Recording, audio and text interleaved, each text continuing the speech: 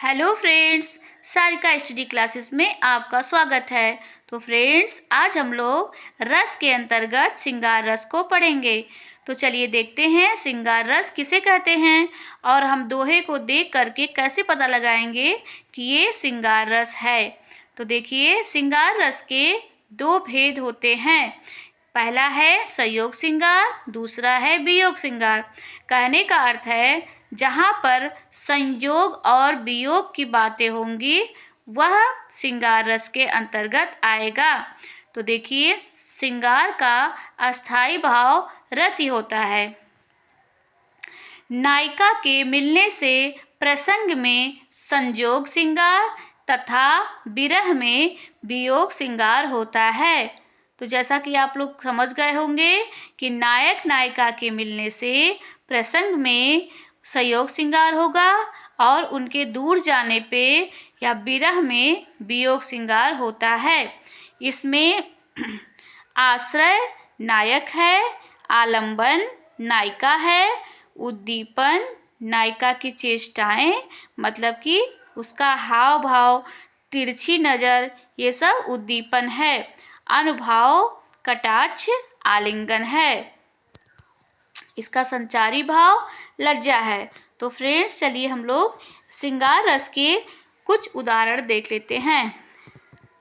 पहला है, निस दिन बरसत नैन हमारे, सदा रहत पावस ऋतु हम पर, तब ते श्याम सिधारे। तो कहने का अर्थ है कि गोपियाँ श्री कृष्ण से कहती हैं कि जब से तुम वज्र को छोड़कर मथुरा गए हो तब से हमारे जो नयन हैं नित्य ही वर्षा की जल की भांति बरसते हैं, अर्थात हम दिन रात रोते ही रहते हैं। तो यहाँ पर देखिए वियोग की बातें हो रही हैं, तो यहाँ पर वियोग श्रृंगार रस होगा। अगला है, बतरस लालच लाल की, मुरली धरी लुकाए, सोह करे भवन हसे, देह के नति जाए। कहने का अर्थ है कि श्री कृष्ण से बात करने की लालसा में गोपियाँ उनके बांसुरी को छिपा लेती हैं और फिर उनसे कहती हैं कि नहीं, मैंने आपकी बांसुरी नहीं चुराई है, और कह करके हंसती रहती हैं। और तो फिर श्री कृष्ण उनसे बांसुरी मांगते हैं अपनी, तो भी वो कहती हैं मेरे पास नहीं है, और लंबे समय तक बात करने के लिए वो लोग इस तरह से हंसी करती रहती हैं। तो यहाँ पर श्रृंगार रस होगा।